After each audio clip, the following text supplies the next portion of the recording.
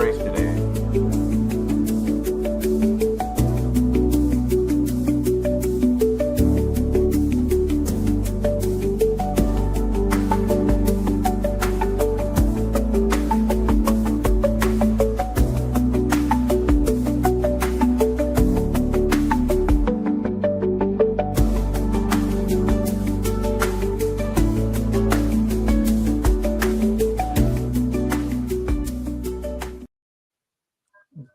Good evening, everybody, and welcome to Anime-Zing Radio here on Facebook, YouTube, and Twitch. I'm your host, Doug Engler. Joining me, the co-host seats, as always, are our good friends, Miss Angela Rose.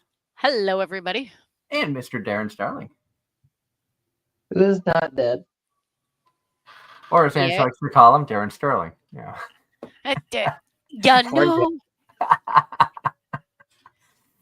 At least you didn't call him Brandon Aarons like I did once.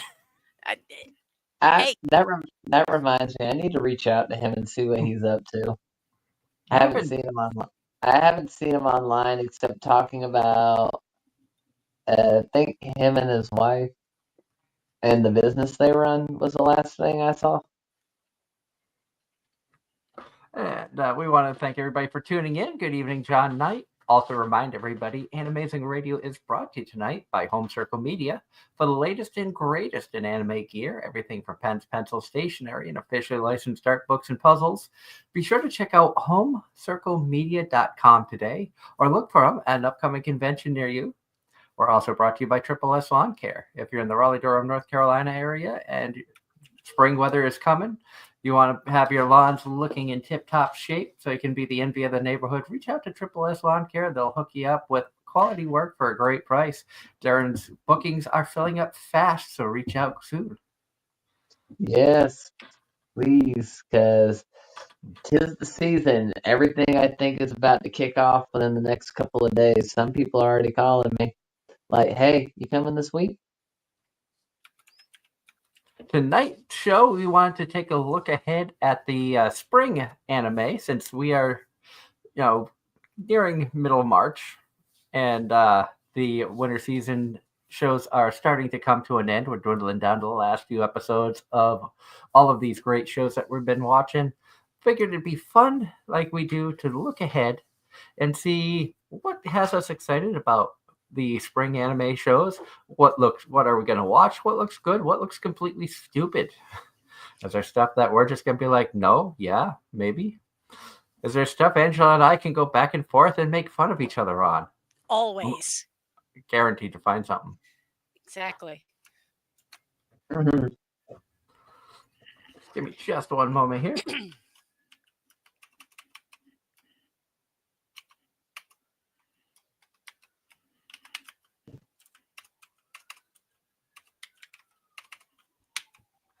Saying good night to the kiddo there.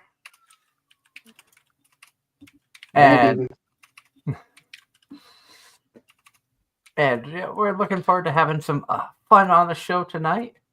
Shall I bring up the screen and let us jump into this? Or is there any any news topics that we want to touch on before we do that? Let's see what has been in the news lately. In terms of anime news, not a whole heck of a lot. Love you. Do you want to throw a happy birthday out to one of our wonderful viewers and listeners out there? Mario had a birthday yesterday, I believe it was. I reached out to him, wished him a happy birthday, and hopefully he had a wonderful day. Also, happy birthday to a family of friends of mine. Their mom's birthday was yesterday. I wished them a happy birthday as well. So if you celebrated a birthday this past week or this upcoming week, happy birthday to you as well. Hopefully you have a wonderful time.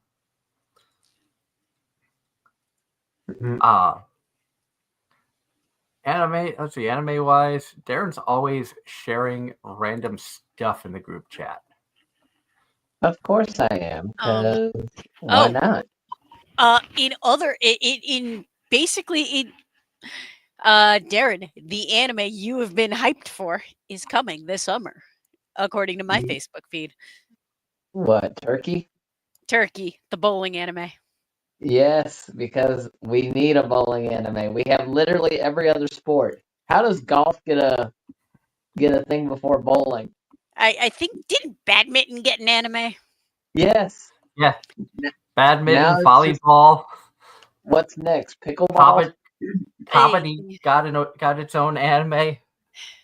We Do need a you good know what would you know what would be Ping a pong. really well, ping pong's an old one. But do you we know need what a would be a new really southern thing to make an anime out of, Doug?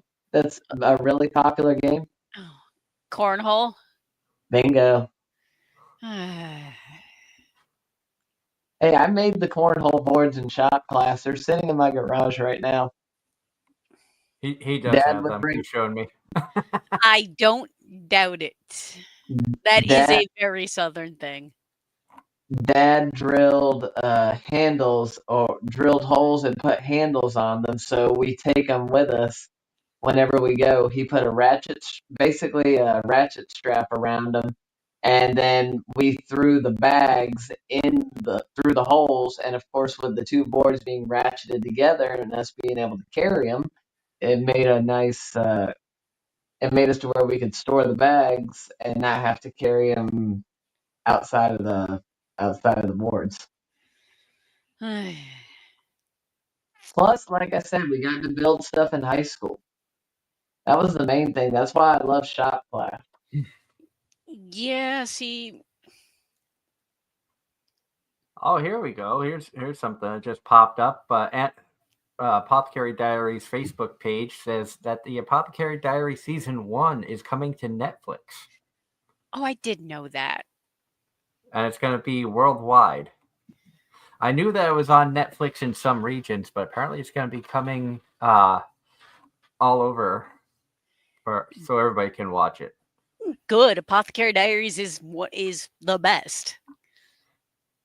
That is definitely one of the best shows this season. I would put it right up there. Guild Receptionist has surprised me and has been really, really good. Also, what was the other one that I really started enjoying? I think it was possibly Greatest Alchemist of All Time has really turned things around and has been. I went back and revisited some of that because it was an English dub. I've been watching it in Japanese, and rewatching it, it's actually been better than I thought it would have been the first time through. So sometimes when you watch it in chunks, the show just feels a lot better than when you watch it one episode right. at a time and have to try to remember. Here's a question for both of you. Oh boy. Spy Family. Did you watch it subbed or dubbed? Both. Okay. Sakamoto Days. It took me halfway through the season, but one of the villains, if you will, is the Japanese voice actress for Yor. Which episode did she appear in? And the reason I ask is I want to make sure I've seen it. I think I left off around like episode 6 uh, when they were at the amusement park. did you see the or the family dinner with the order? No, I take that back. The last episode I saw was the town paintball. I do not remember the order in which things happened, but basically she was part of the family dinner with the order. Okay, so I haven't gotten there yet.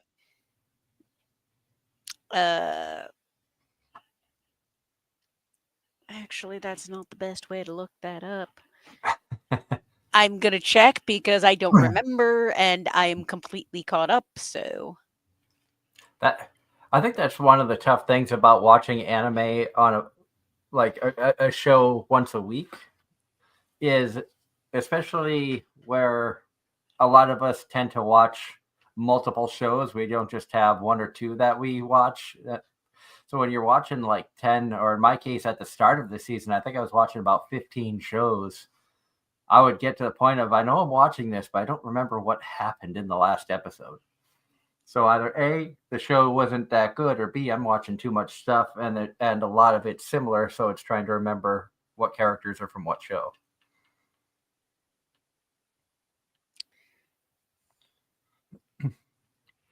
And John Knight in the chat says today is Lydia McKay's birthday. She's the voice of Altair Markovich in Fairy Tale, Boa Hancock in One Piece, Trisha Elric in Full Metal Alchemist, and Nagasumi's mother in My Bride is a Mermaid. Happy birthday to Lydia McKay. Hopefully she had a wonderful birthday. John's always great with the keeping up with the birthdays and the anniversaries of celebrities and shows from the anime and gaming world. So thank you, John, for everything you do, all the comments and stuff you bring into the chat. Thank you to everybody who chats. And I laugh because I was talking to another coworker down in New Jersey at a rail yard down there last night. And he's a huge anime fanatic. And much to Angela's chagrin, he's isekai trash like me. He said he loves himself good isekais. We talked about a bunch of different ones in the short time that we were working together. And so shout out to the Carmen if you're tuning in tonight, or if you go back and watch this, because he subscribed to the channel. Was excited to hear about the podcast and everything. So shout out to him, and let's take a look at what's coming up in spring. Before you do that, do you want to rip apart anime trending since we did Anime Corner last week? We Just can. quickly. Because I feel like us going through spring is probably going to take us, what, an hour? You never know with us. We've done it where it's taken 45 minutes. We've done it where it takes almost the entire show. I think it really does depend on what's there. Moods. John Knight says that he recently downloaded Blue Sky app, and thank you, Angela, for following him. Yeah, no. I found that you followed me, so I follow back with the people I recognize. Well, So and the only reason I mentioned this is because anime trending was one of the first quote unquote fan-based award show for anime in general. Apparently, it's famous enough that several people in the industry actually tweeted out responses to winning in various categories. And props to trending for even managing to get engagement from the Japanese community that are actually staff.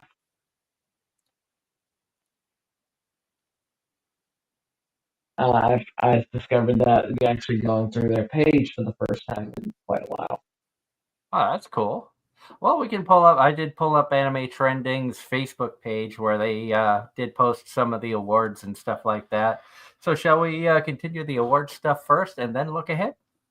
Yeah, I mean the good thing is the results are fairly similar to Anime Corners because, like I said, their pages tend to derive from a similar fan base. Yep. So here is Anime Trending's Facebook page. And we will just scroll down. Only thing I saw was what Darren had shared with us in a group chat about voice actress winning. And also, I like that they actually had one of their artists edit stuff in, kind of like one of my friends used to do for Anime Corner back in the day. So interesting photo here with a free run and cast accepting awards. Yep. Darren, apparently the first episode this character for Sakamoto Days first appears in episode 5. Okay, so I did see her. Looks like the dress she's wearing looks like it's out of the Addams Family. Okay, I think I remember. Of course, they only kind of hinted at him because it was a dark meeting initially. Yes. But I will say, listen carefully the next time she appears because it is the voice of Yor. Okay.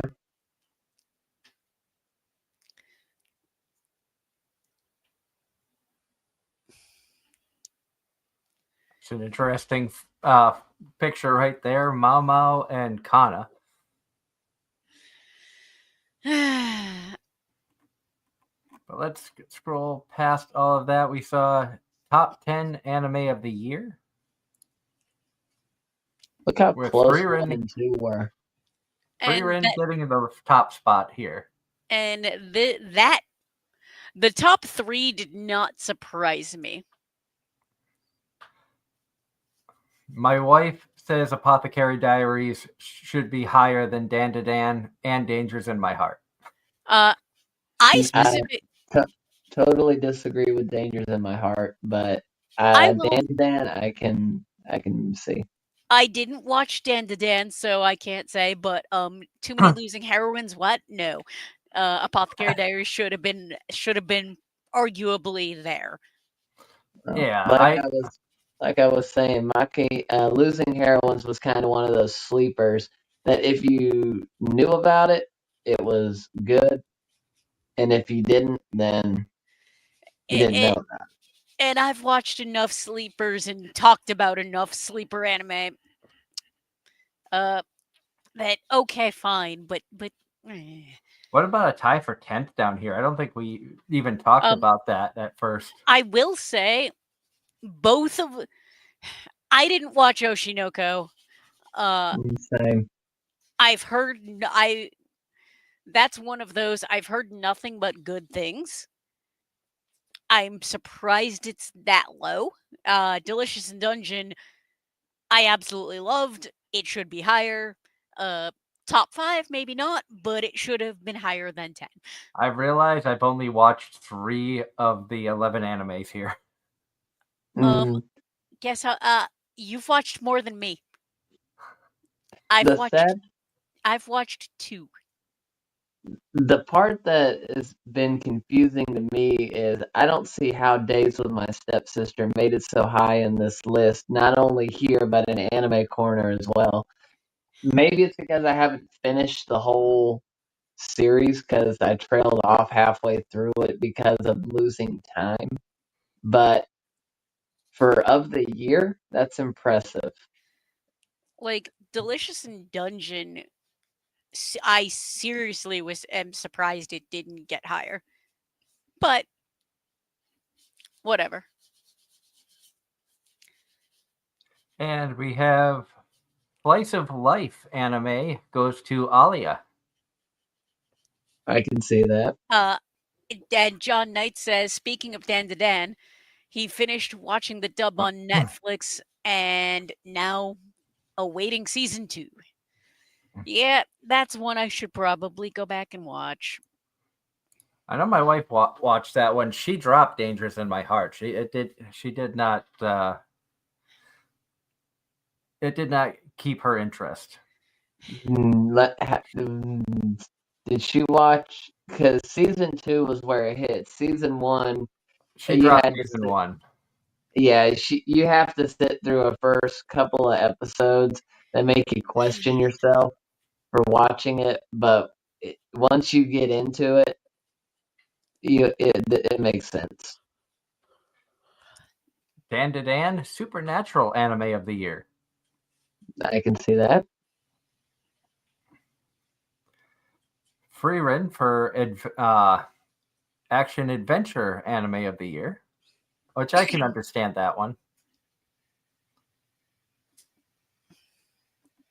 Frieren also gets fantasy anime of the year. Not surprising. I'm not surprised. I want to complain that it got both. I don't necessarily think it should have gotten both, but eh. I can understand how it got both because the main story of Freerun is about the adventure they embark on in a fantasy world. So I can kind of understand both, but and like I said, I'm up to volume 10 of the manga now. I finished volume 9 this weekend because I only read it when I'm on the train stopped at red signals. So it's I'm excited for season 2. Season 1 followed the manga almost to a T. So season 2, I'm excited to see what they do with it and how far it goes. And I almost need to start getting the next few volumes of Freerun. And speaking of dangers, Dangers in My Heart. Of course. Here. Of course. Because it even made it on Gigux list, and he had sworn off high school and school romance. You know, I'm surprised Ross isn't in here at the moment because you know he'd have something to say about this one. Mm-hmm. Yep. He would. I cannot argue with this one other than just I missed it. I never watched season 1 or 2, so I can't say anything about it. Mystery or psychological anime of the year, ReZero season 3. I can actually see that because while season 2 was kind of slow, apparently season 3 really took off because the other do you remember the why can't I remember his name? The Sin of Sloth. Did he appear in season 1? Yes, Betelgeuse. Vaguely. Okay. Anyway, the rest of the archbishops, the rest of the sins are play out in season 3, so it's a lot more action oriented to my understanding. And also Subaru starts realizing how to use his abilities.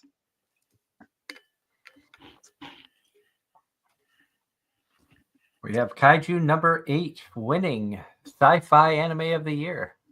Excellent. Angela approves. Kaiju, I really enjoyed Kaiju 8. I can't wait for season 2. Too Many Losing Heroines, Comedy of the Year. I can see that, actually. It was a good show. Seeing it getting all these accolades kind of makes me want to go back and revisit it to be like, okay, I know I enjoyed it, but is it really as good as, getting all the hype it's been getting? Oshinoko, Drama of the Year. That show, from my understanding, is nothing but drama. Mostly family. I think one of the biggest reasons I didn't actually watch Oshinoko is because the first episode is 90 minutes, and I just didn't have the time at that point to watch it. Yeah, I think that's the same thing with me. It's like, oh, it's a 90-minute episode. I'm like, I don't really have the time to sit down and watch one episode for 90 minutes when I could bang out 3 episodes of something else that I'm more interested in the same time frame. Maybe 4 episodes. And we have Mitsuki Kobayashi, episode director of Days with My Stepsister, reacts to winning Best Episode Directing and Storyboard. So, congratulations to Mitsuki Kobayashi. I guess I'm not sure if that's Miss Kobayashi or Mr. Kobayashi. Toru's going to get jealous, though. Oh, God. He says, Days with My Stepsister was a work that allowed me to take on a challenging approach to direction. While I enjoyed the production process, I couldn't shake the anxiousness about whether or not it would be accepted by the audience. That's why I'm truly so happy that so many people, even across the ocean, have recognized our work. It was all thanks to the director who believed in us, who believed in us staff, and the viewers until the very end.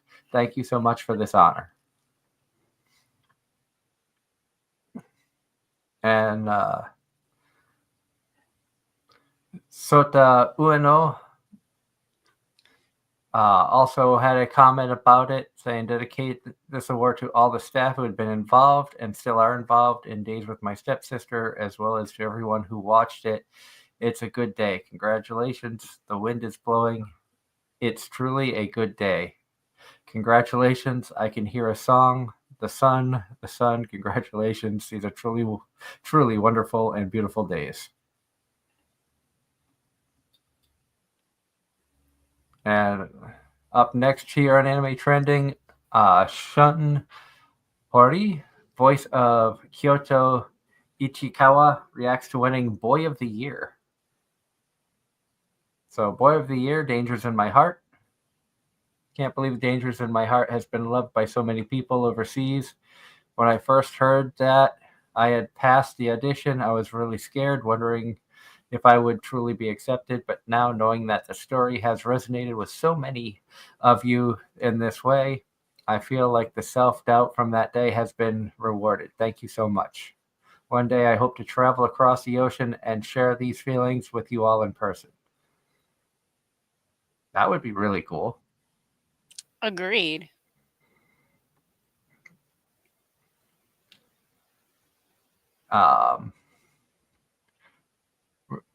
Dangers in My Heart won Couple of the Year. Of course. No surprise there. Producer of Frieren, Yutiro Fukushi, had a message after Frieren won Anime of the Year. It says, thank you for watching the anime Frieren Beyond Journey's End. We are truly honored to receive the Anime of the Year award. On behalf of the staff, I would like to express our sincere gratitude. Throughout the production process, I had the opportunity to witness firsthand the immense effort and passion that so many staff members poured into this project. It brings me great joy to know that the visuals they dedicated so much time to creating have been enjoyed and appreciated by many people. Moving forward, we will continue striving to bring joy to the hearts of even more people. Thank you very much. Wishing you all good health and happiness. As we just said, Anime of the Year went to Frieren, which, with all the accolades and everything, all the accolades and everything that Frieren has gotten from the few different sites that we've seen, I don't think it really surprises anybody that they're still top of the MAL. Nope. And it's one of those overrated shows Angela hasn't watched. One of few. But give it time. She will. Eventually, maybe. Or I won't, out of spite. Anime Movie of the Year, Spy Family Code White. That's got a lot of love. I mean, who doesn't love Anya? Anya and Bond. Exactly. That's why they're like dead center of the poster there.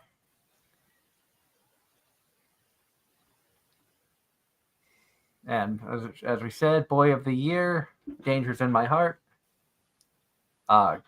Girl of the Year, Kana Arima Oshinoko. Should have been Mao Mao. Kyotaro and Anna, Couple of the Year. Yep. Himmel, Supporting Boy of the Year. Yeah, okay. From Frieren. Supporting Girl of the Year, Yuki Suo. Alia sometimes hides her feeling in Russian. She was actually a really good and devious character. I kind of saw some traits in her that I see in Angela. Oh God. But probably my favorite scenes were with her and her maid. Yeah. Oh, is this Am I going to agree with that assessment, or am I going to threaten to smack you for that assessment? You'll have to watch it to find out. Yeah. What he said.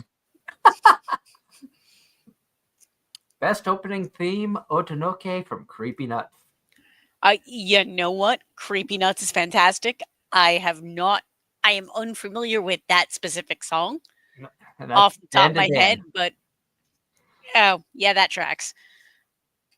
So Dan to Dan gets the opening scene, Burning from Oshinoko, best ending theme. You know, I'm really sad to say I really haven't heard any banging banger openings or endings in a while. Oh, the Apothecary Diaries opening is fire. For this season, I will actually disagree. Season 1, part 1 was the opener I liked best. I still like the opening for this season. But no, this no,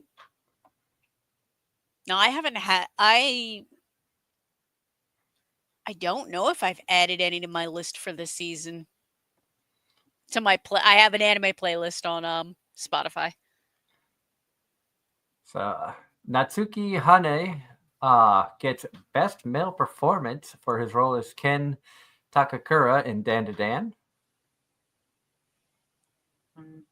And Hikaru Tono got best Japanese voice actress performance for her role as Anna Yanami in Too Many Losing Heroines.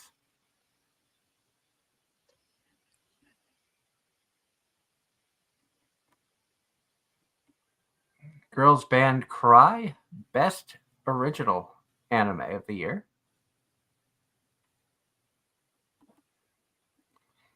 Frieren, best adaptation. Dangers in My Heart, best in voice cast. It was quite good. Dan to Dan, best soundtrack. I mean, Creepy Nuts, you can't go wrong there. No. And Creepy Nuts is everywhere. You're really seeing them everywhere.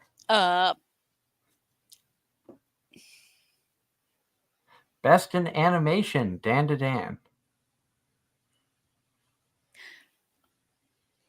I don't know how I feel about that one. Best visuals, Frieren. Fair. Best in character design, as I mentioned earlier, The Apothecary Diaries. I mean, you look at that image, that's just like the art style in that is fantastic. I love the outfits they put him in, the makeup, how everything's so good. So like vintage Japan. China, actually. China. Yeah. It is definitely it's a nod to both historical and mythological China. Okay. Yep. I just love the story. Agreed. And Mao Mao is definitely in the running for best girl of the year.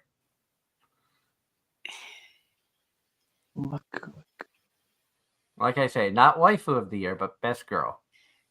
Mao Mao should have been best girl. I'm sorry, but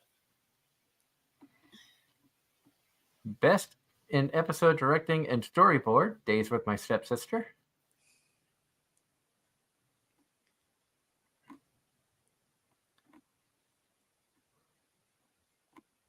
More, and I think that was it.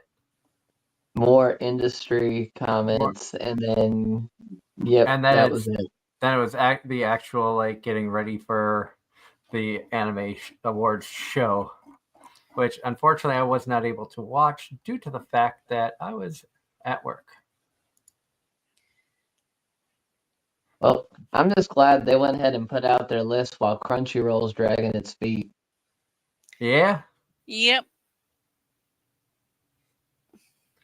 And so now, time to move on to the spring 2025 anime. What are we going to be watching? What are we going to be ignoring?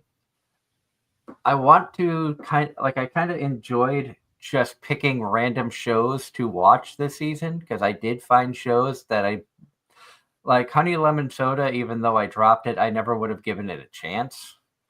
Um, yeah, some of the shows on the list, like Middle Aged Shopper, even though that's like up my alley, I thought the premise was stupid. I was going to ignore it, but I was like, yeah, you know what? I'm just going to pick a bunch of shows, I and the blame ones I Ross don't for like, that.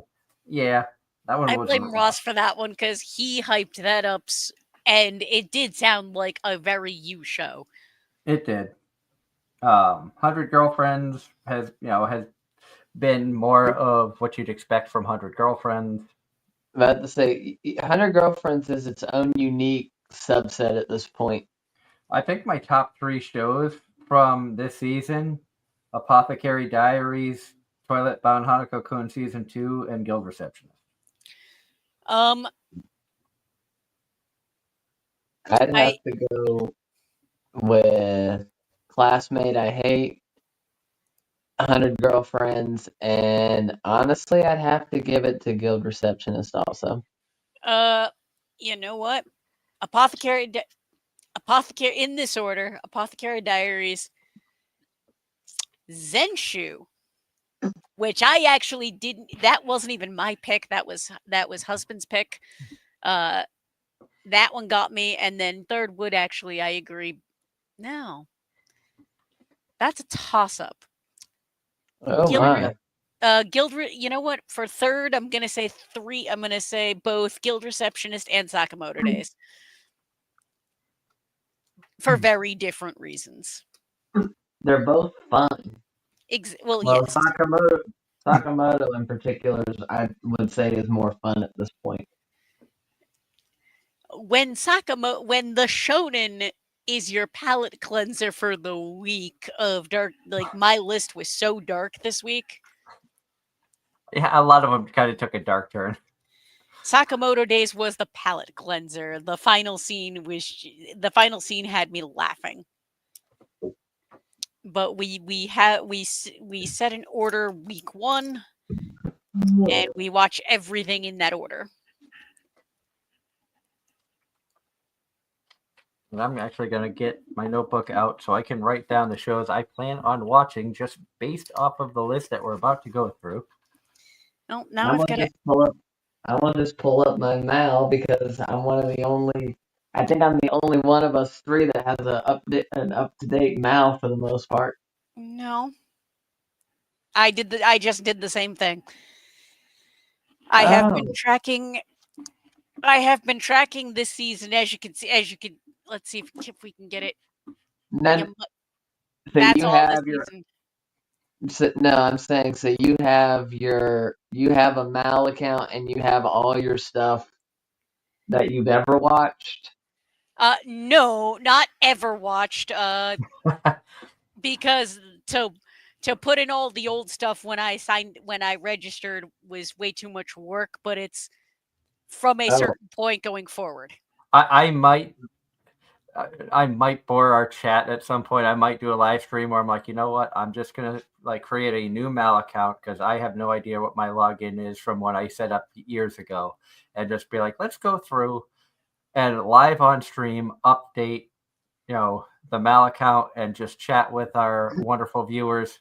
If you guys want to sit in on that. Actually, if you do that, I might also join you and update my finish updating mine as well because and then we can really like make fun of our life choices of anime. Because I have things I've watched, but it's more of a I'm well aware there's things I've watched that are not on here. Actually, let's see. I was just curious because I want to see which one of us has watched more stuff. Because the way my mouse sits right now, I'm at almost 700, 750. Now, No. granted, the one thing about my anime list is that it does break down seasons everything. and Seasons, OVAs. OVAs, movies, everything. My So, list is at 116. However, hey, that Ross. apparently also includes the things I put on my list for spring already. That said, I have 768 completed, 67 watching, 67 on hold, 175 plan to watch. I have 24 watching, although some of those really should be planned to watch. 56 complete, 7 dropped, and 29 plan to watch.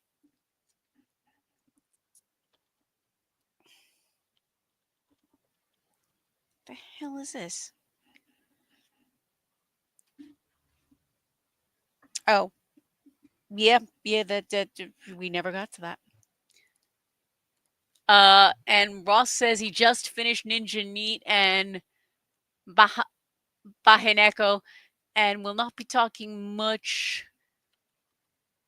Got a lot of sorting on my mind lately. Apologies for not interacting much tonight.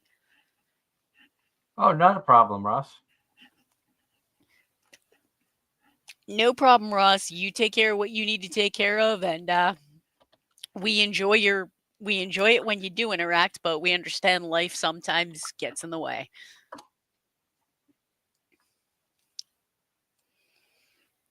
And the screen. Why is the screen white? I was waiting for Doug to realize that. What happened? Your Look at the screen is screen. white. Instead of blue screen, you got white screen. There we go. All right.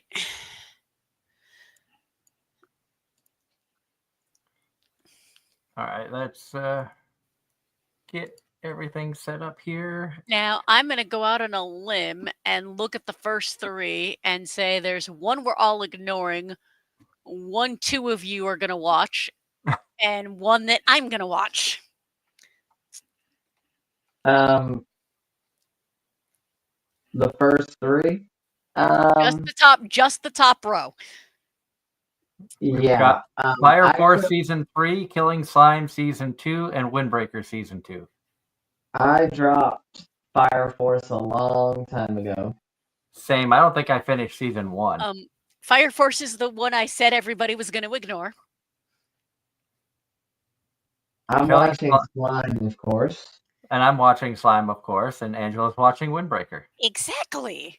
So I was right.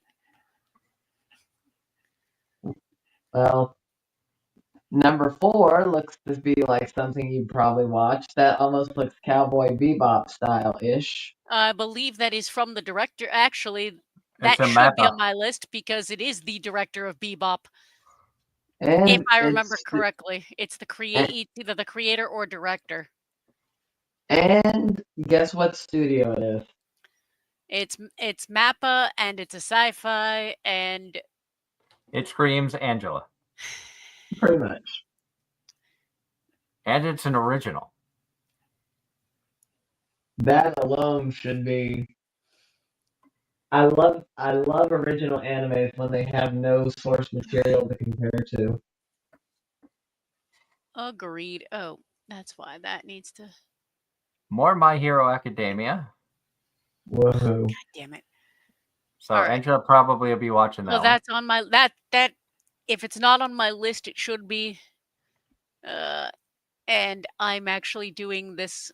I'm actually doing this live.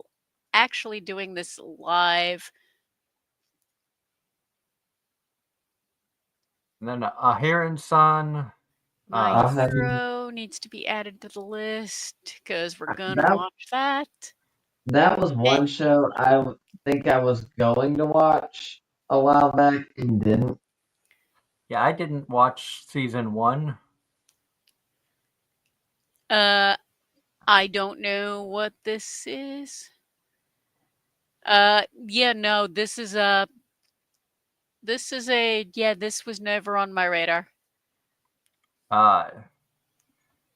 A heron is indecipherable. He's second Yep. season. Yep. But I never watched season 1, Ditto. so I will probably skip on season 2. The beginning after the end. I don't know anything about this. Studio A-Cat. It's a web manga. Oh, reincarnation. Okay, so it's That a means Uh-huh. it's a It's a fantasy reincarnation, which means you're probably going to watch it. It's a story. fantasy reincarnated into a fantasy, though. It's not from the real world like a lot of isekai. The story follows the strongest king in history, Gray. Although he possesses unparalleled power, wealth, and fame, there is no one who stands by his side, and he trusts no one. One day, Gray suddenly meets his death and is reincarnated as a powerless infant named Arthur in a world of magic. Surrounded by a loving family and companions, Arthur starts to experience joys in this new life that he never knew in his previous one. However, a journey, his family is attacked by bandits. Thus begins his second life filled with love and adventure. Do you know what he kind of sounds like in terms of character? What? He sounds like the main character behind Overly Cautious Hero. No, I'm going to put that down because, like you said, that's one that could be up my alley. Yeah, that just sounds a bit not quite for me. And my list is already getting out of hand. So my list has 2 on it at the moment. Mine's already at like 6, but only some of which we've gotten to. Including the next one, Go Go Loser Rangers is probably on your list. Yep, yes it is. Season 2. Kaiju 8 was better, but Go Go Loser Ranger was good. Here's one that I think Darren's going to be looking at. Aite Kudasai Takamain-san. Comedy, romance, ecchi. It's also known as Please Put Them On Takamine-san. Let me put your panties on. What? Yeah. That is Darren. That's a Darren show. She possesses an ability called Eternal Virgin Road, allowing her to redo past actions and achieve a different result. So she's like Subaru, but without the having to die. Oh, she has to strip. She has to strip in order to activate it.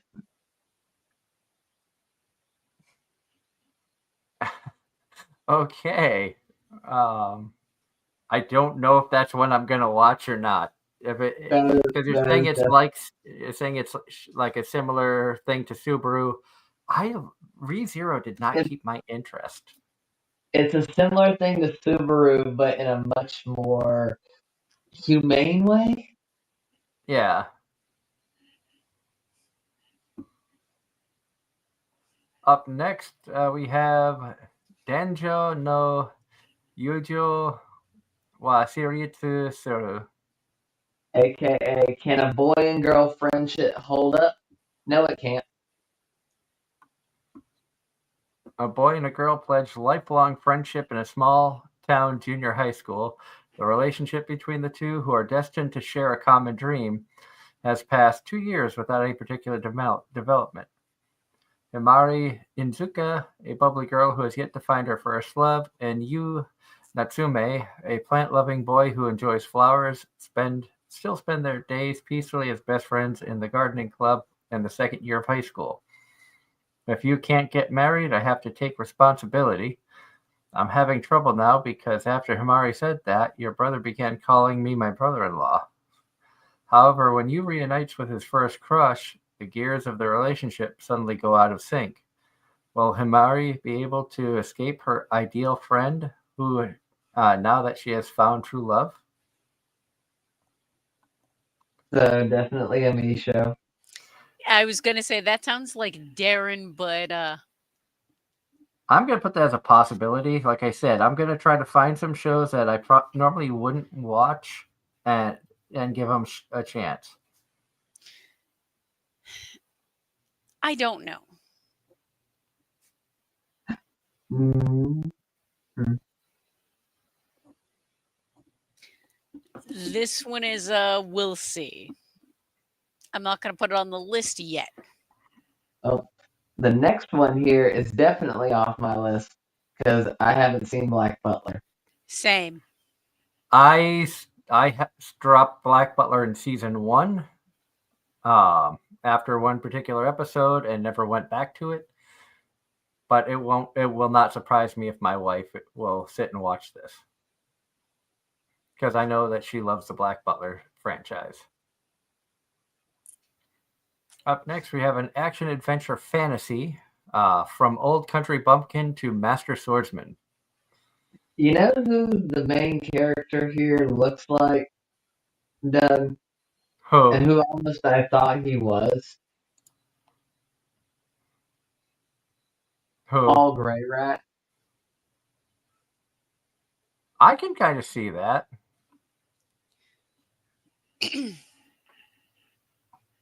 So we have a fantasy that is not an isekai. Beryl Gardner? Gardenet? Gardener. Yeah. Gardener, yeah. A self-proclaimed humble old man is a sword instructor at his dojo in a rural backwater village. In his younger years, he dreamed of glory as a master swordsman, but those days are long behind him. Out of the blue, he receives a visit from a famous former pupil who brings him world-shattering news. He's been appointed as a special instructor for the Knights of the Liberian Order. With his life now turned upside down, Barrow travels to the capital, reunites with some of his former students, elite knights, an ace wizard, and even an adventurer who's attained the highest guild rank possible. But why do they all want his tutelage? As far as he's concerned, they clearly don't need him anymore. Can Barrow live up to his new position? And will he ever get a moment's peace away from his adoring students? So basically, old guy wants to retire and is drawn back into service. That's tempting. I'm putting that on my list as a possible. Same. This will likely be the one that we just don't. We end up saying we're going to watch it and don't.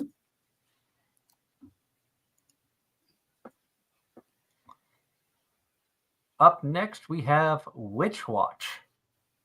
One of my employees was typing this one up, so it's going on my list. Because I'm gonna be honest, a lot of witch animes tend to be pretty decent. It says Nico Wakatsuki. Some of these Japanese names I just cannot get out to save my life. Has finished her 6 years of witch training and is moving back to town by herself. As a new witch, she must choose a familiar to accompany her. However, unlike other witches, she wishes to pick a non-animal familiar. There's no better companion than Morihito Moi Otogi. her childhood friend who happens to be an ogre.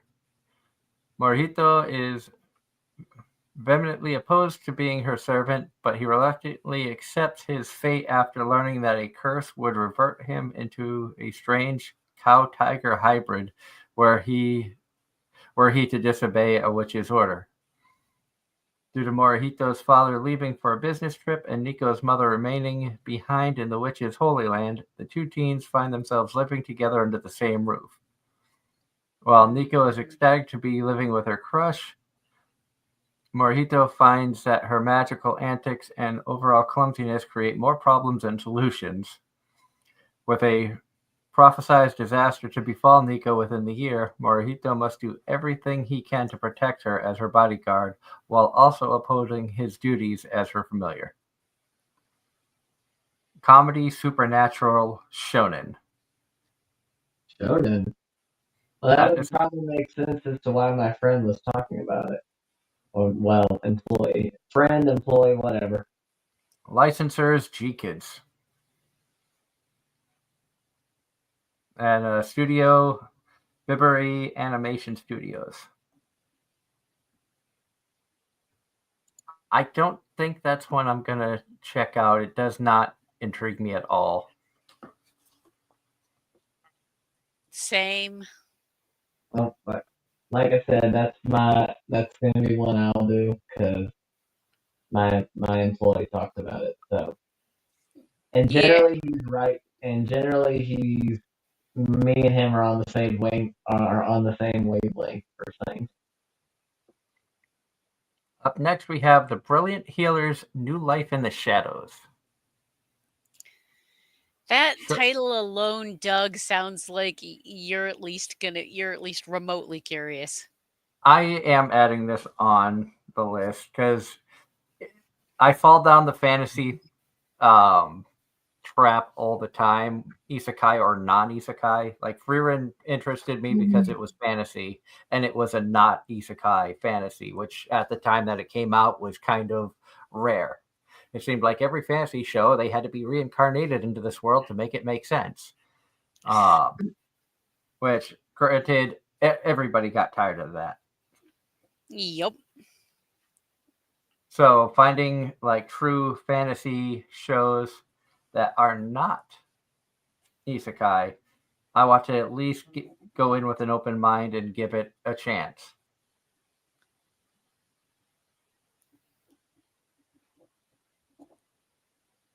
And it says, life hasn't been kind to Xenos. He was born in the slums, and his dirt poor background has denied him almost every opportunity. After an encounter with a healer, he throws himself into studying to become one and finally catches a break when an adventurer invites Xenos into his party. Xenos is thrilled.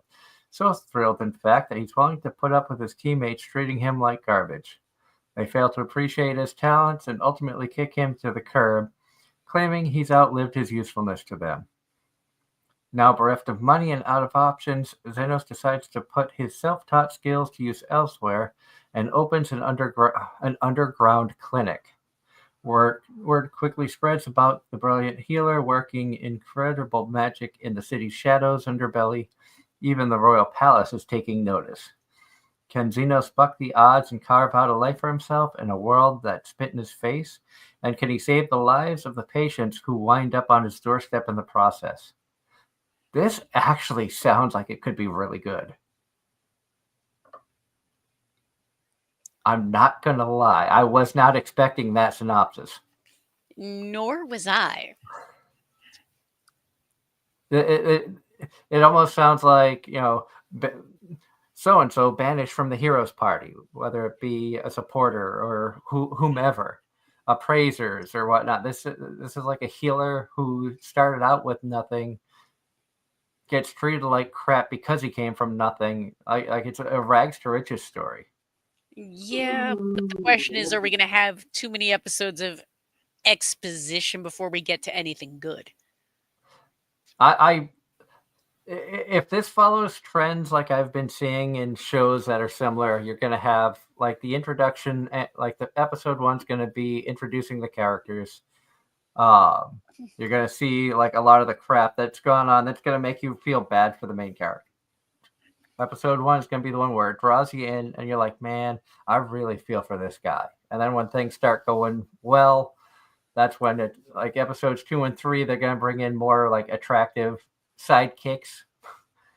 I think it could be either really, really good or really, really goofy. I don't know if this one's going to be crap. From what I read, it sounds like it's going to be like right up my alley, especially for some of the shows that I've been watching lately. And knowing our viewers out there, I think this is one that even like Ross might enjoy.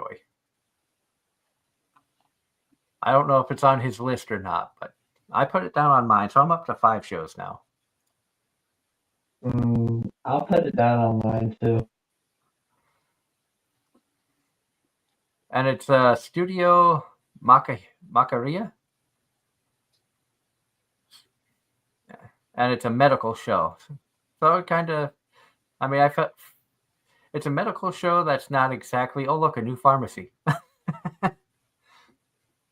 Maybe in a way it kind of is, but up next we've got Sword of the Demon Hunter, Gaijin Gentosha. That one sounds like it could be an Angela one, especially where it starts off in the Edo period. Mm-hmm. Yeah. In the Edo And period, there was a shrine maiden called Itsukihime in the mountain village of Kadono Jinta, a young man who acts as the shrine maiden's guardian despite being a stranger, encounters a mysterious demon who speaks of the far future in the forest where he went to defeat it. From Edo to the Heisei era, this huge Japanese fantasy series follows a demon man who travels through time while continuously questioning the meaning of wielding a sword. Yeah, that's me. And theme historical. Historical action adventure fantasy. Yup. That's definitely right up there for That's going on my list. Up next we've got Shoshimin, How to Become Ordinary Season 2. I've never heard of this show. I did not see Season 1. So here's the Season 1 synopsis. Jogoro Kobato has a habit of inserting himself in other people's problems. Don't we all, to an extent?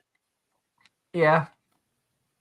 After realizing his detective skills are neither wanted nor appreciated, he makes an agreement with his shy friend Yuki Osanai to become ordinary together.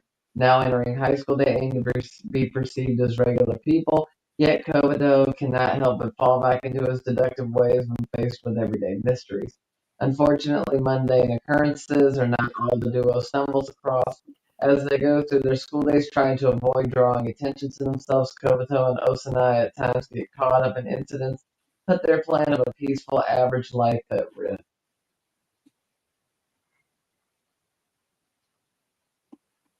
Yeah. Ross says he's doing some research on Brilliant Healer. He said that one is fencing. Ross, that one might be up your alley too. I'm not saying that it's going to be anything as good as Pharmacy in Another World or some of the other shows that you've enjoyed, but that one did sound like it was going to be good. Up next, we have a romance sci-fi seinen. Themes: adult cast, workplace. No English title. Nolan generic romance. The art style, does not interest me at all, just from the picture I see here. But I've been, surprised before.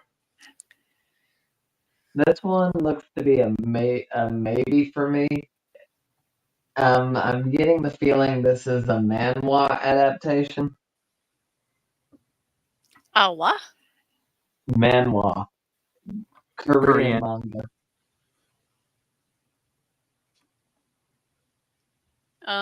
It says manga.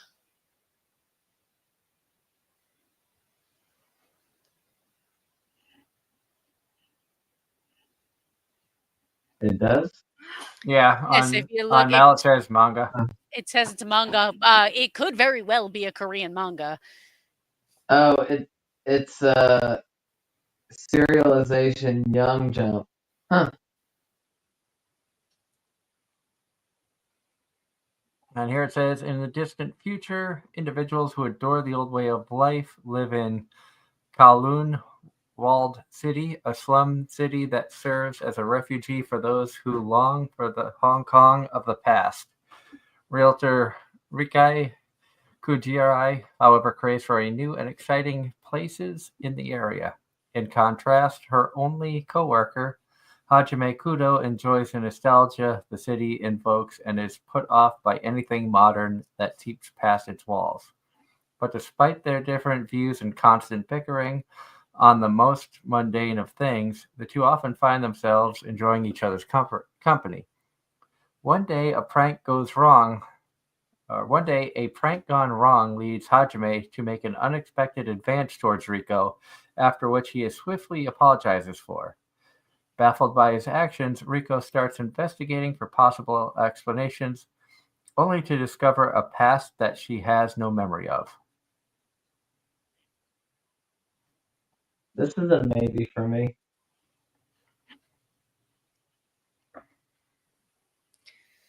I don't think that's gonna be up my alley. I'm gonna agree with a maybe.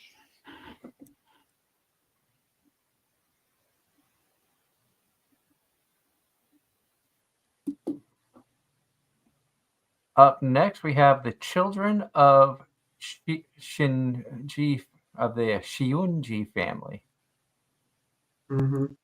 I'll take this one. The love between brother and sister. The love between man and a woman. That which is most forbidden is most unyielding. The two sons and five daughters of the Shinji family shine like brilliant gems, each with intelligence and beauty in equal measure. And with the pedigree of their wealthy father behind them, how could they not be the talk of the town?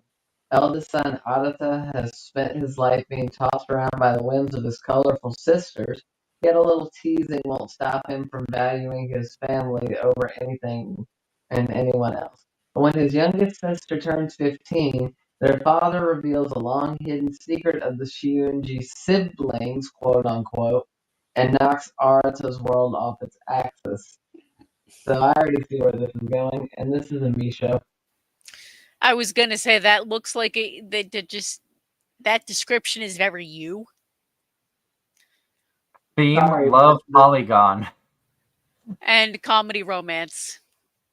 and forgive me for saying this, but the stepsister, stepbrother animes, they do tend to be pretty good most of the time. I'm not gonna lie.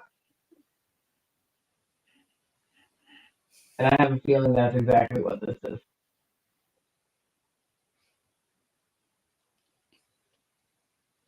I'm gonna put that down as a maybe. I'll probably give that a couple episode trial to see.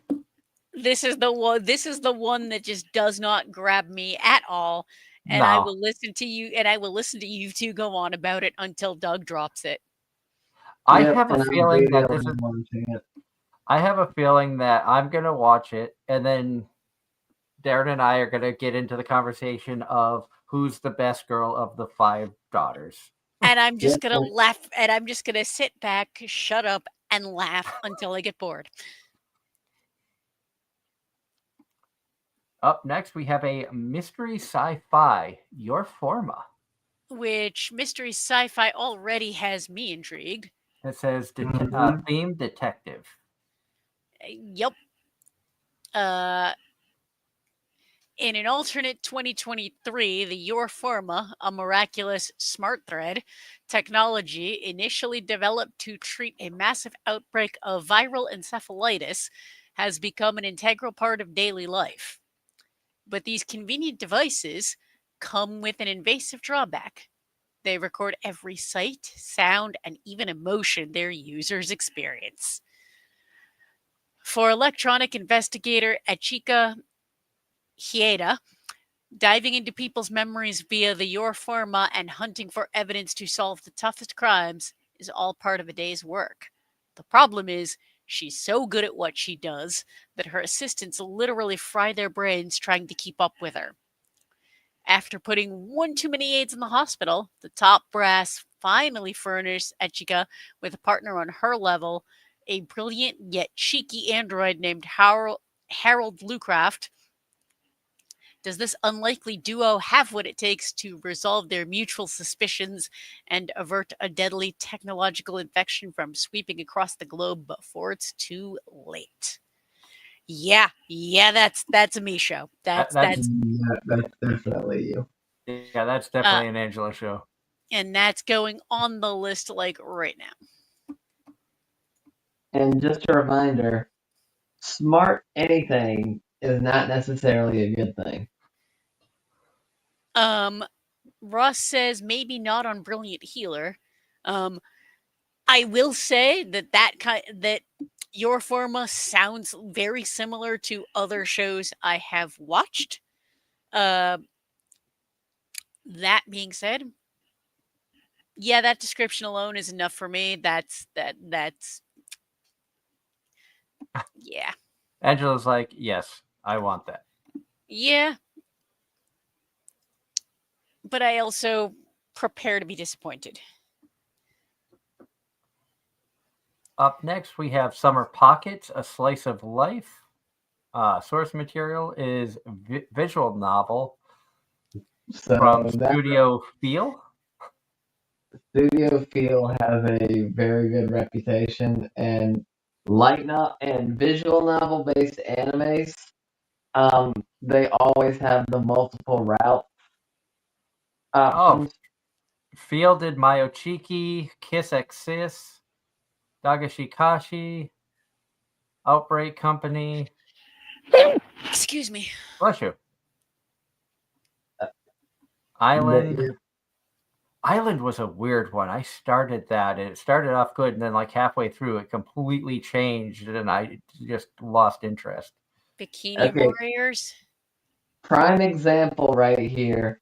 Yosuga no Sora, visual novel, multiple routes. That anime showed every 3 episodes it kind of reset, which caused the main character to take a different route. I foresee this to be a similar ordeal. There's 4 girls. There's probably going to be 12 episodes. Oh, which means I forgot. Yeah. That does sound like a you guys show. Summer Pockets is set in an isolated, rural, and peaceful island on the Seto Island Sea called Tsurushio-jima, which has a population of about 2,000 people. The protagonist, Hiyari Takahara, grew up in an urban setting, but after an unpleasant incident, he uses the recent death of his grandmother as an excuse to come to the island to take care of her estate sale. Once there, he gets to know 4 girls who are the focus of the story. Shiori Naruso, who forgets her summer vacation. Ao Surakado, who is pursuing the legends of the island. Kamome Kushiyama, a high-class girl, Hushima, a high-class girl looking for a pirate ship, and Sumuji Wenders, a younger girl trying to find herself. Yep, that's one I will be watching. Studio Feel has a reputation with me. And that just not for me. That doesn't sound like something I am hesitant after watching Island. I'm gonna write it down on the list as a possible. Like I said, I'm gonna try to watch stuff that like would not normally interest me this year. I made that statement back in January that I wanted to try to watch more shows outside of what I usually just watch to broaden my knowledge of anime and maybe find other stuff I like. So I will put that as a maybe. I've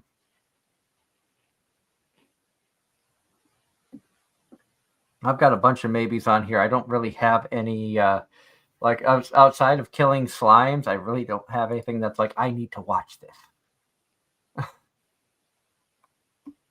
Up next, we have an action sci-fi that's mecha space.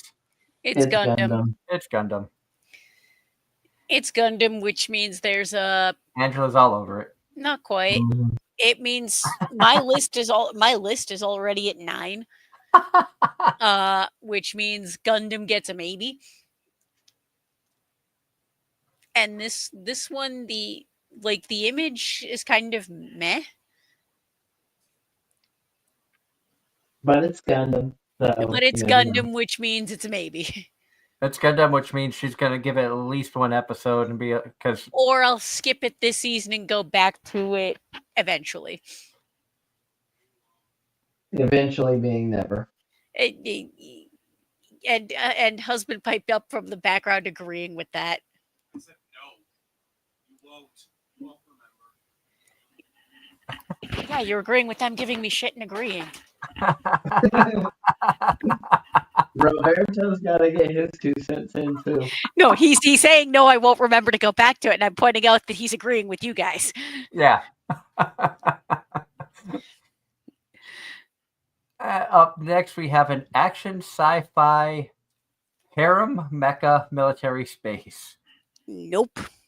I'm the evil lord of an intergalactic empire. Nope. Oh, come on, Andrew. That's right up your alley. That's a me. Harem is like isekai. 99% of the time, it's a nope.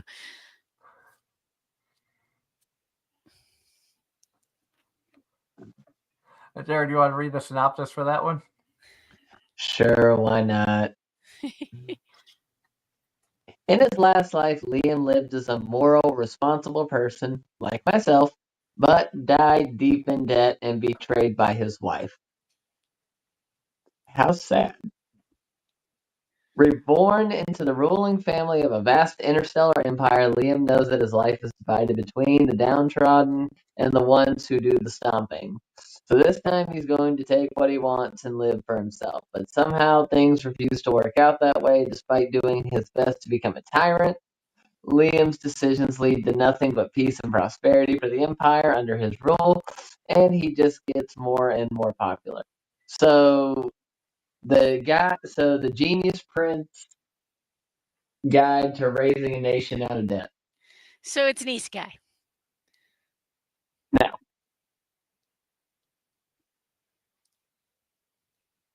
It's a isekai? It's a reborn as.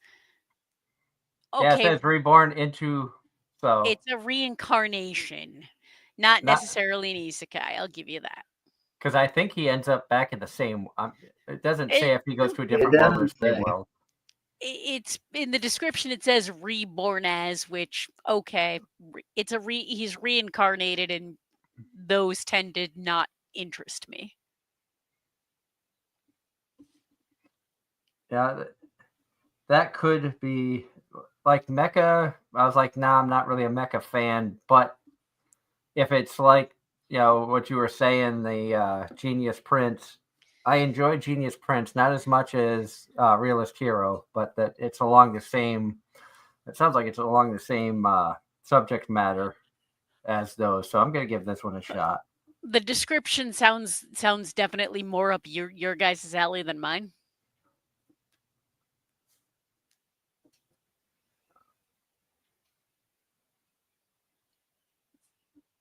Well, the next one. Well, that's. I may give that one a watch, but the next one is definitely. That's an Etchy. That's a Darren.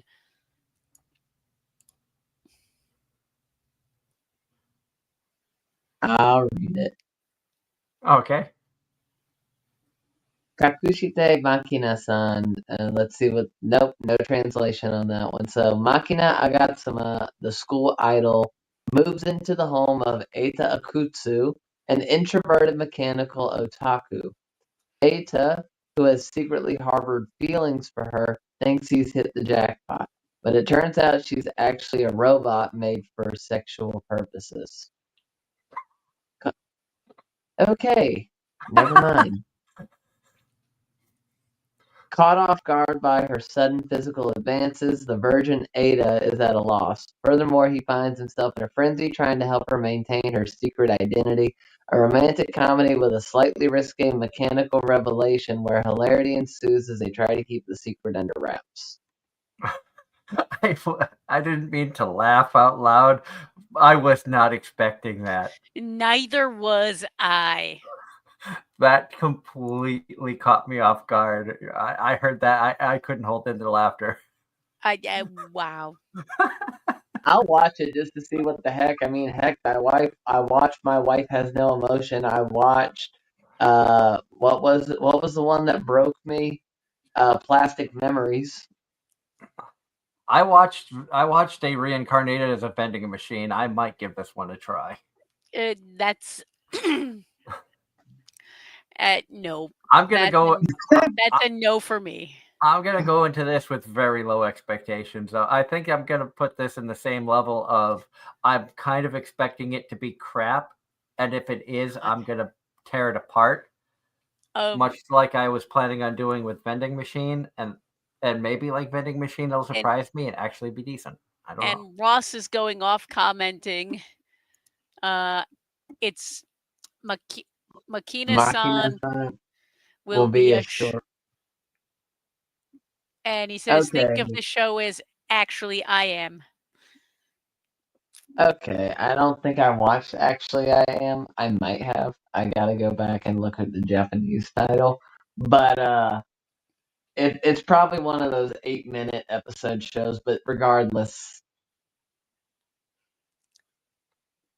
Up next, we've got a adventure drama fantasy from Right. EMT Squared. Which does is this a have good Until the Witch Until the Dies. Witch Dies. Once upon a witch's death, the tale of 1,000 tears of joy. On her 17th birthday, the apprentice witch Meg learns that she only has 1 year left to live. Her teacher, the long-lived witch Faust, explains that the only way to undo the death curse is to collect tears of joy and grow the seed of life. To find them, Meg will have to leave the sheltered life she's always known and head out into the world. There will be meetings, partings, and friendships aplenty, and of course, many tears. Meg will learn the most important lessons for a witch are bright, sweet, and somewhat heart-wrenching. Sounds intriguing, honestly. Agreed.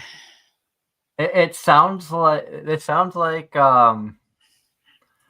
oh god, what was that one? Maria the Virgin Witch. No, Kino's AZR, Journey. the last.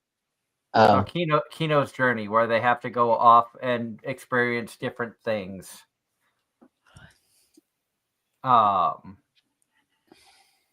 And it sounds like this is one that could be an emotional roller coaster. I maybe. I'm gonna put this down as a maybe.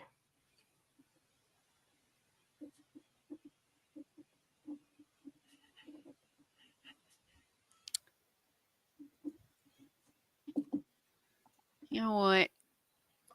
Maybe. Up next, we have Bye Bye Earth Season 2. Never saw Season 1, so probably gonna pass.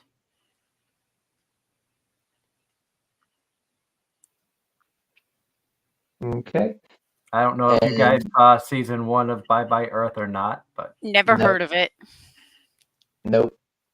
It's an action, adventure, fantasy theme, anthropomorphic. Yep, I was about to say anthropomorphic. Up next, we have Anne Shirley. Anne of Green Gables. This one is on my list. I will probably not watch this one. Likewise. Which probably surprises nobody. Nope.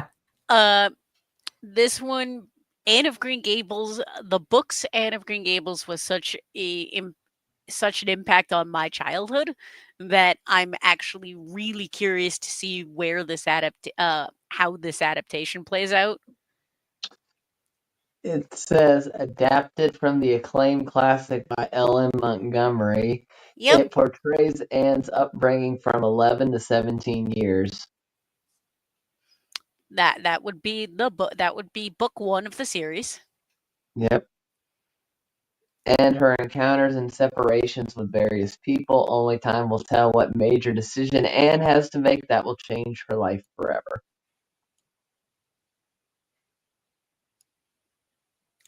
Yep.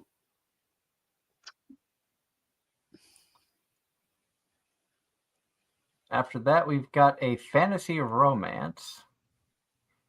The Too Perfect Saint, tossed aside by my fiance and sold to another kingdom.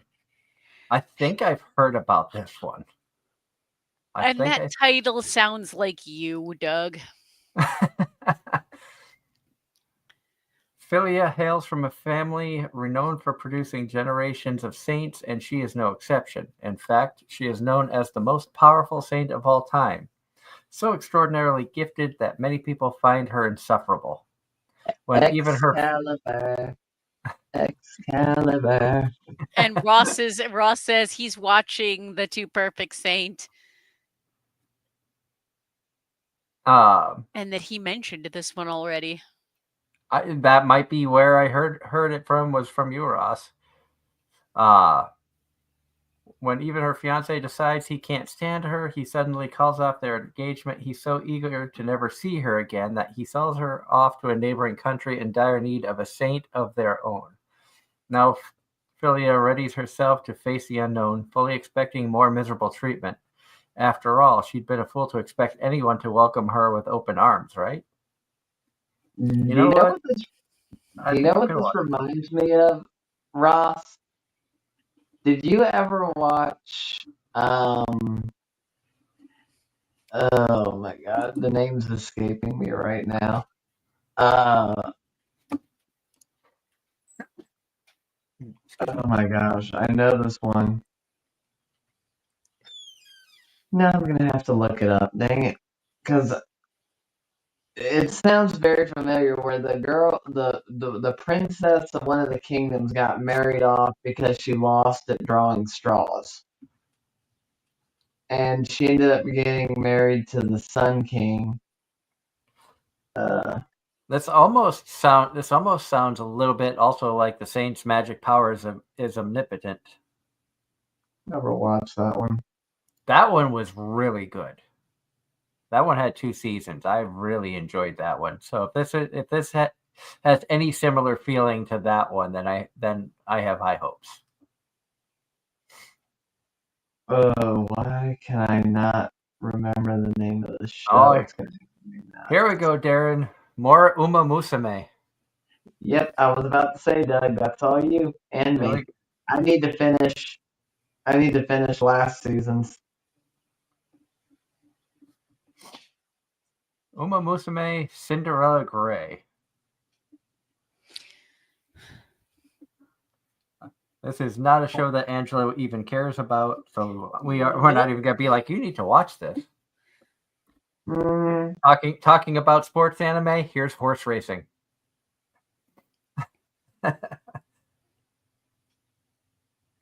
But the series has been really good. I don't remember, like, some of the Uma Musumes as they've gone on, you can kind of see like where some of the next season's characters are going to come from previous seasons. I don't remember Cinderella Grey from any of the previous. I don't either, honestly. It says a spin-off title of the Uma Musume project by Sai Games. It follows Oguri Cap through her time at Kasamatsu Training Center Academy and on her journey to become a legendary horse girl. Of course, because every horse girl wants to be legendary. From Special Week to Tokai Teo.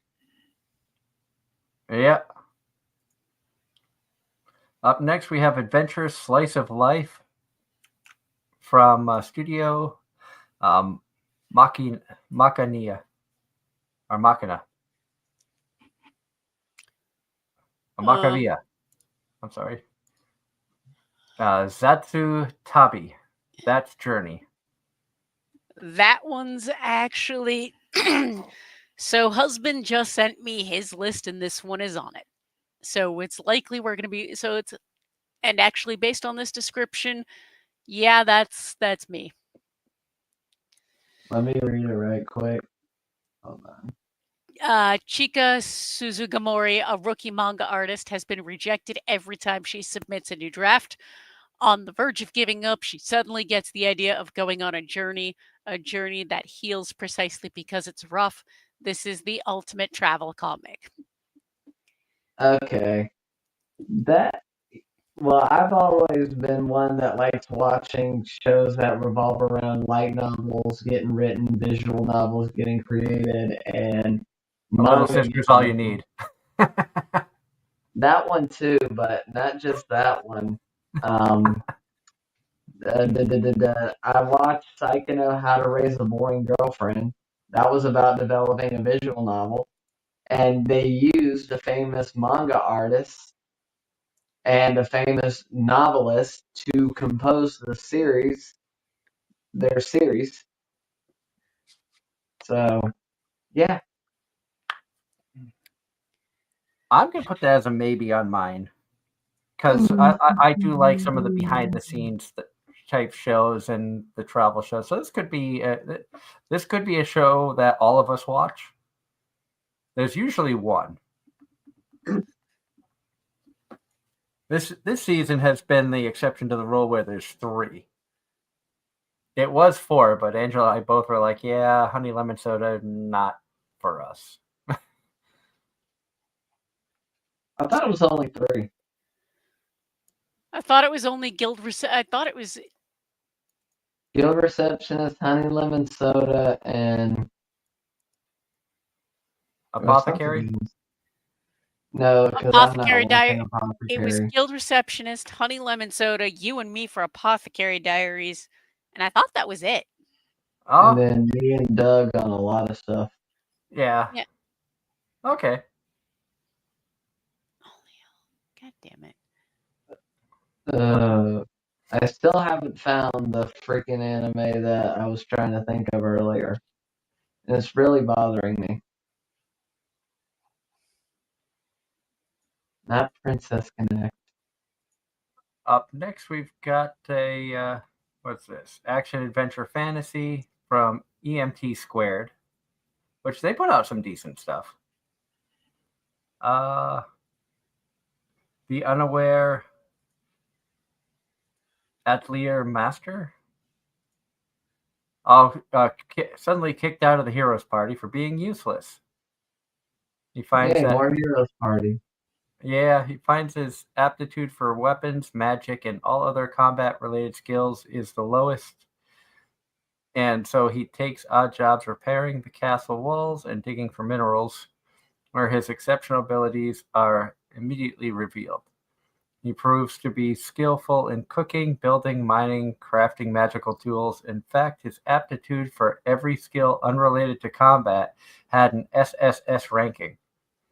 Kurt, however, seems completely unaware to his talent and ends up saving people, the town, and even the country through his unaware actions. I have seen so many shows like this lately, I think I'm going to pass on this one. And I know a lot of people are probably like, that's right up your alley. But I think I'm going to pass on that one. I found the anime I was trying to think of earlier. The World is Still Beautiful.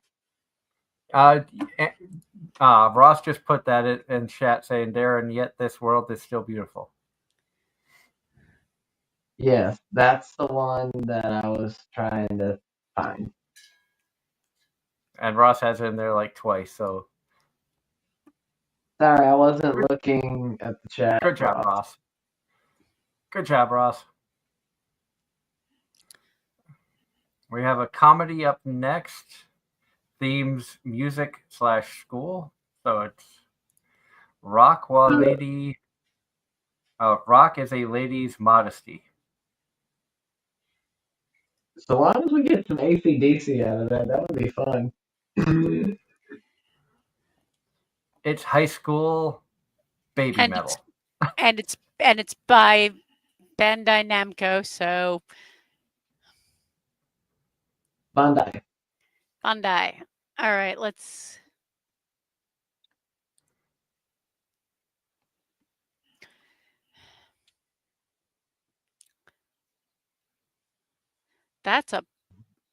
That's on husband's list. So,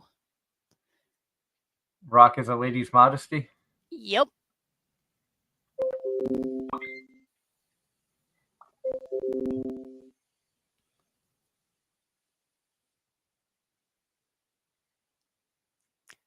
A rebellion anime. Let's go to an all-girls academy where they want everybody to be refined young ladies and play rock music. I don't know. I might pass on. My list is huge now. Mine is getting worse. Oh my. Likewise. 9, 10, 11, 12, 13. I think I have 13 or 14 anime written down right now. Comedy, mystery, adult cast detective for the next one. The Dinner Table Detective.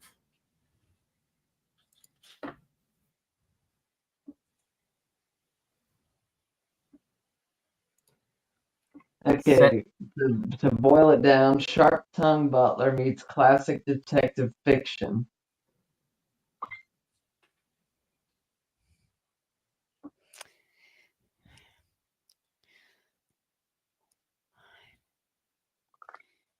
A unique mystery series. Studio Madhouse, so I think that might draw Angela to it. Unfortunately, that's a maybe.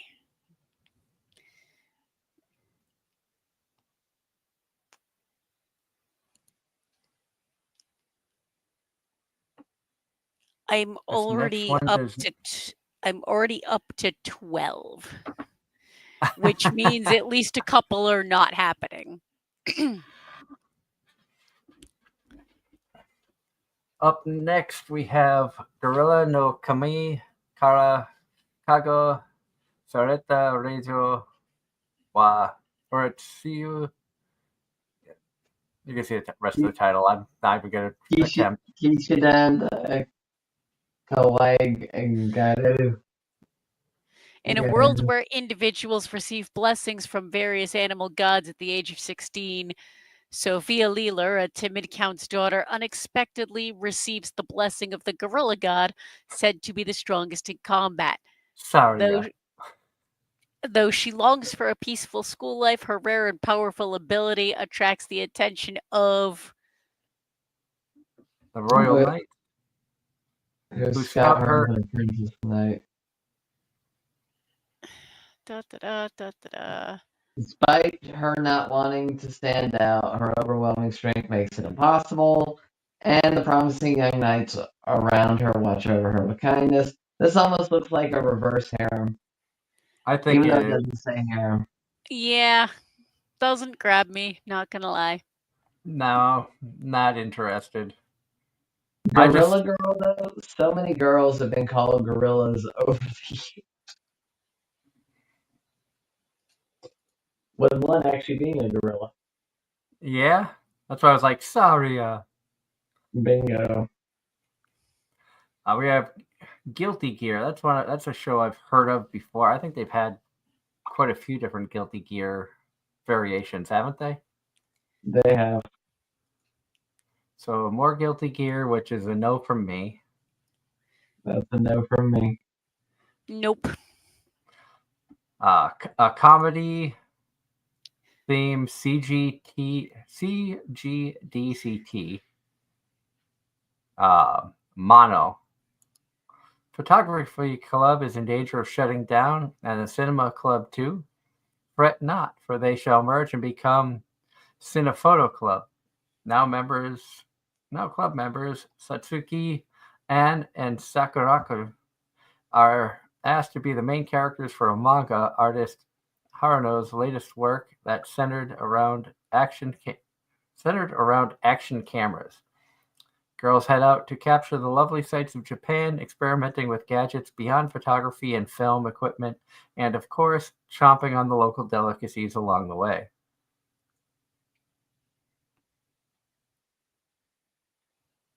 I don't know. That seems like a you show, honestly.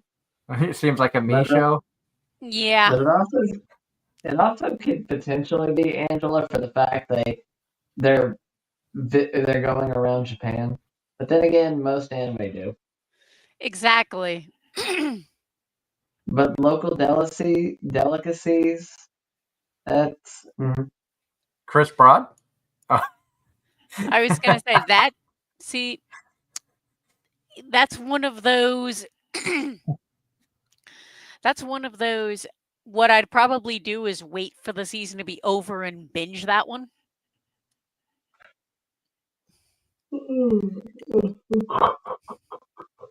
excuse me. and then up next we have a samurai adventure. Looks Yajeva like Samurai Legend. looks like a cross between Dragon Ball art and Toriko. Studio Wit. Wit's good, Good studio though.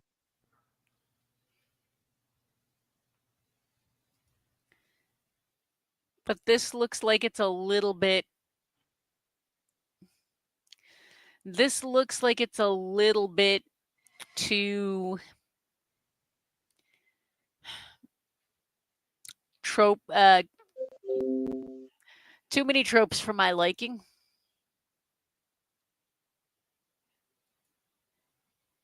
Up next we got action adventure fantasy. Kia Granola. Dagonia looks like time of warfare where relentless battles continue between human and demi-humans, tribes like the Ash Monkeys, macaw, and pig people, ogres, invading human lands. Kai, a boy from the village of Rag, spends his days immersed in battle to protect his village.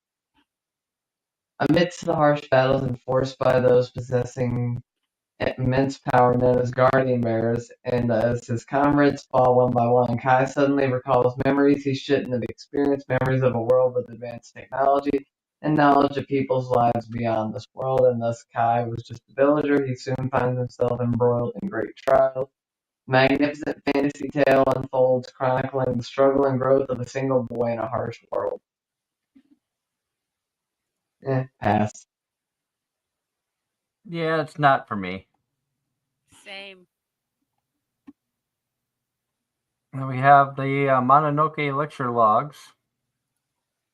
Mystery, supernatural, suspense. Themes, School, historical, psychological, and school. school supernatural mystery. This story takes place before The Exorcist. Hugo 1948. Hugo Duke opened up a used bookstore set in Tokyo, 1948, just right after the war. Kana Kusakabe had just become a second year high schooler when she meets the new language teacher, Akihiko Chuzenji. Mysterious supernatural things keep happening around Kana. Once again today, Kana is going to open the doors to the library prep room to seek help from the surly Chuzenshi sensei who is waiting inside. A high school supernatural mystery featuring the unlikely duo between a high school girl and her teacher is about to begin. Not for me. That screams you, though, Angela. I don't know.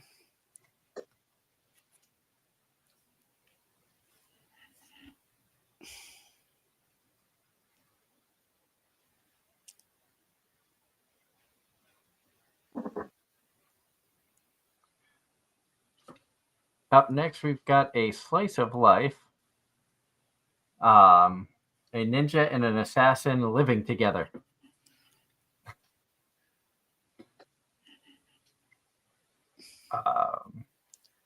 Okay, a female ninja who left her village with her comrades finds herself living with Konoha, a high school girl working as an assassin in the city. Satoko possesses the ability to transform objects using ninjutsu, which catches Konoha's attention. They strike a deal. Konoha provides Satoko a place to live in exchange for Satoko's help in cleaning up after her assassination jobs. As they face off against assassins sent by Satoko's village, indulge in delicious meals using money earned from assassination jobs, and navigate the chaos of their unusual living situation. Story captures the heartwarming yet chaotic lives of these two unlikely roommates. It's Studio Shaft, so there's that. You know what? This one's going on the list. This has potential. That's a maybe for me.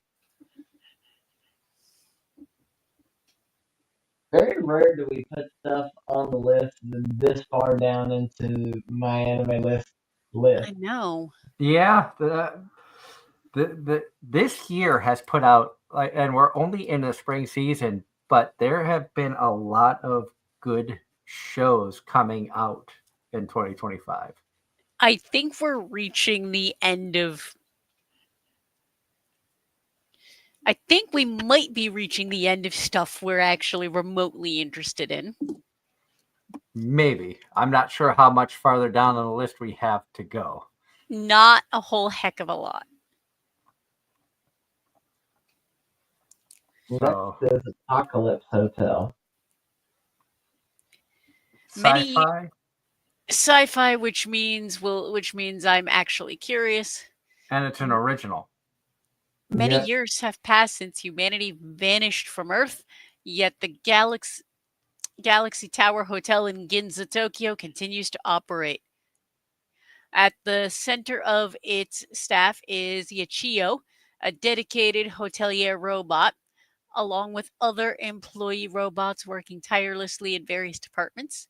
Together, they spend what feels like an eternity maintaining the hotel despite having no guests, as they await the return of the owner and the day humanity reappears. Now, a small miracle is about to change everything for Yachio and her robotic colleagues. Wowie! That's what it sounds like to me. That parts of that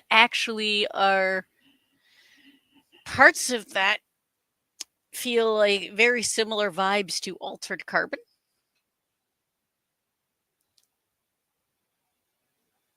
I'm curious. That sounds like it's not for me.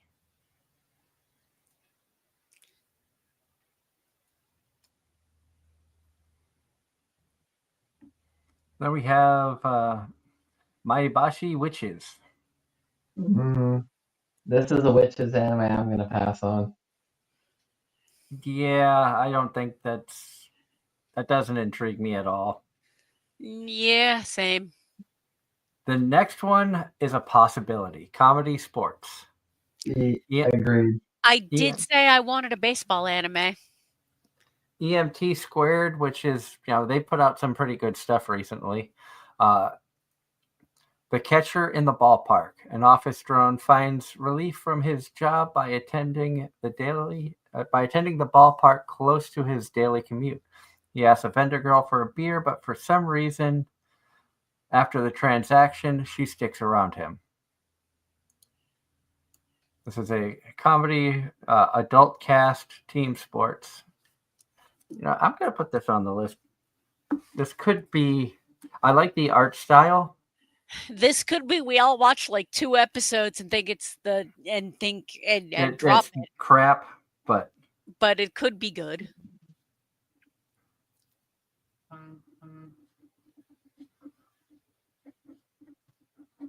I have another full list of shows to at least start for the spring season. And I think we still have like 12 different shows to look at. That's not too bad, though. Yeah, we're starting to get to the bottom of the barrel. Yep. We say that and watch us find something else. Be like, oh, I think we need to check this out. I have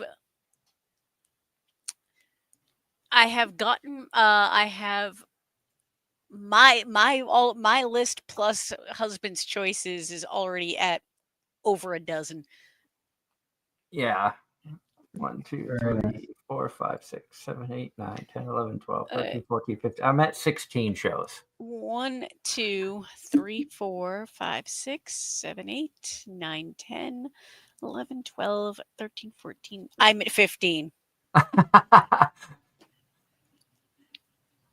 We have Princession Orchestra, which I'll say right now does not even sound the least No. bit interesting to me, Same. just based off the title. And An the act, art. yeah. We have Compass 2.0. It's an action anime strategy game. So I'm going to say no on that one. I'm gonna agree. Knowing that we're down to under 10 minutes left in the show, we're going to speed run these last few. Comedy sci-fi. Cat like Cat alien. Like Alien. Cat like alien makes it a no from me. Moo Moo. Not Not Mau Mau, but Moo Moo. not my not my jam. Goal is to learn about home appliance technology on Earth.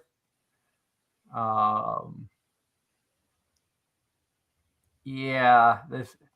If I'm caught up on like all the other shows I'm watching, I might fall onto this one like I tend to do throughout the seasons, where it's like I'm bored, stuck in a hotel for hours waiting for the return train. Maybe I'll check out something different. That could be a possibility, but I'm not writing it on the list. Next Up next, one is an attempt at Oron way late in life. Everyday host. Yeah, no, yeah, not for me. Nope. Miru jumping ahead, Miru plans to my future. It's a sci-fi that I'm gonna skip. it's an original. Um, But with this many studios, I am concerned. And then you have Hanadal, reinterpretation of flowering. That looks like a BL. So It's an idol. It is definitely an idol. It's a male idol anime. Oh, okay. Just from the picture alone, I was like, that looks like it could be. There might be BL in it. I don't know, but I'm gonna pass on that. Yep. Classic Stars doesn't even give like the next few. It's like doesn't even give you music school. No. Kopen-chan with no synopsis. Gonna skip. Twins. Hinahima. It's an original isekai. Two high school girls dream of going viral as they film all sorts of topics that could become a hot topic. They notice something strange and enter a strange world. Never heard of the studio either. Yeah, I'm gonna pass. Same. I think for all of these, we're gonna be passing. 5th season of Masuda Kosuke gag manga. No. And then we have some like almost like one here that's idle music source from a game. No.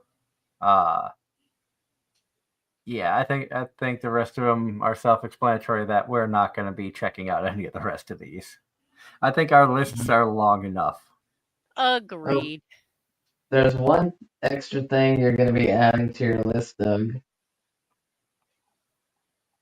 OVA? Konosuba's a OVA. Yeah. I just scrolled down and you're like, there's one more thing. I'm like, okay, where is it? We already know Angela is not a Konosuba fan. Not for me. And there's something else, Doug. Is it a movie? Yes, Kobayashi. Oh yeah. Coming. Then Another Conan movie, go figure. Another Jujutsu Kaisen movie. Virgin Punk. Bounty Hunter. Detective Conan. Princess Principal. Fourth film, damn. Utano Prince, of course. Mr. Robot. Tomo arigato, Mr. Roboto. Mm-hmm. Mirage right. Queen. Dragonheart. Just seeing if there's anything else that. No. No. We will close out of that for now. Oh, I'm sorry, Ross. I closed out. He Look up a future anime. April Showers. I'll pull it up. Hold on. okay.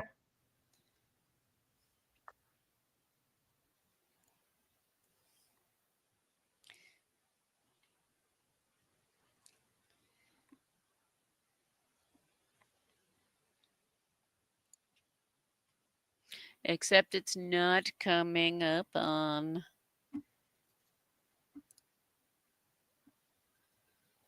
Flowers of Evil. Oh, I know what it is.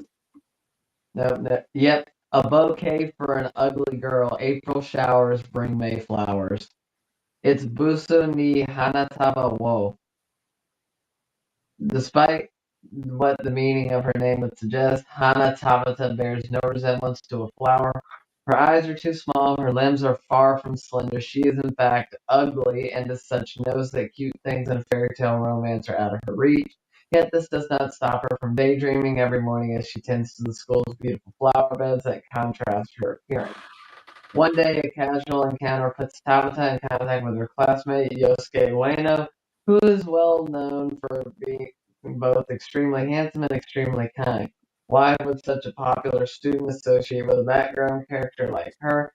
To Tabata, it is an unfathomable situation, but can Ueno show her that looks aren't everything?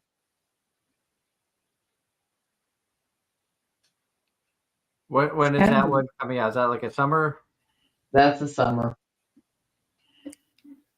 That reminds me, based on the girl design, that reminds me of the girl from Boys Abyss, which is a manga.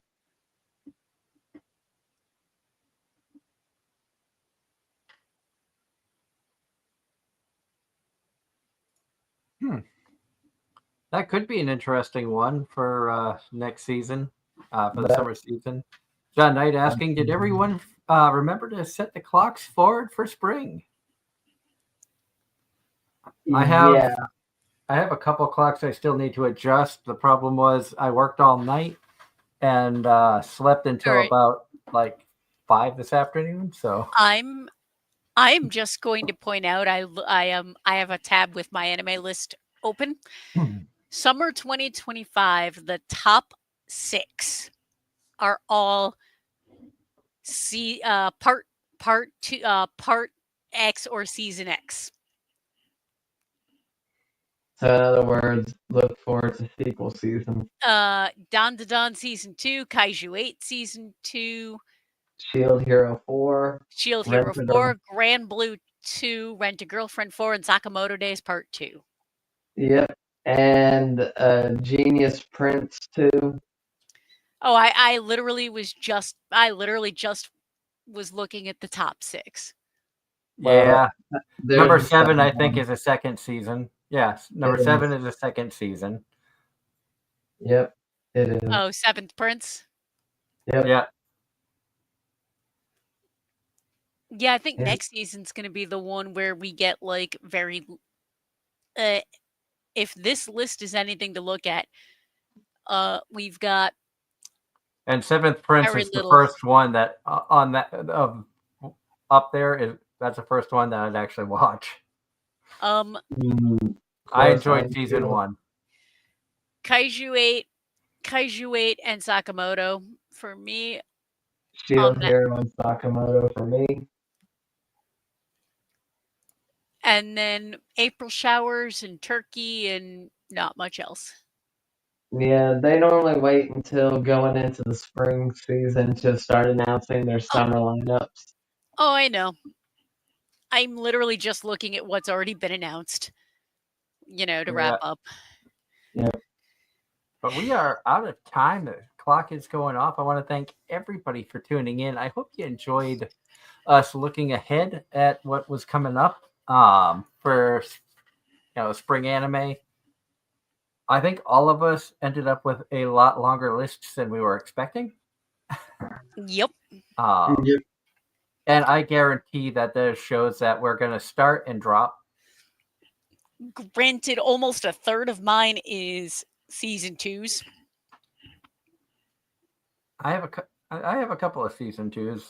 Like the big one for me that I'm excited about is Killing Slime season 2 because season 1 was really good. And it didn't need a second season, but I'm glad it got one.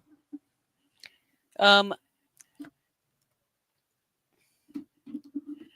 no, I'm sorry. My spring season is 14. And Go Loser Ranger, My Hero, Windbreaker. Okay, so yeah, it is. So yeah, I've got 3 season 2s or 3 continuations right off the bat.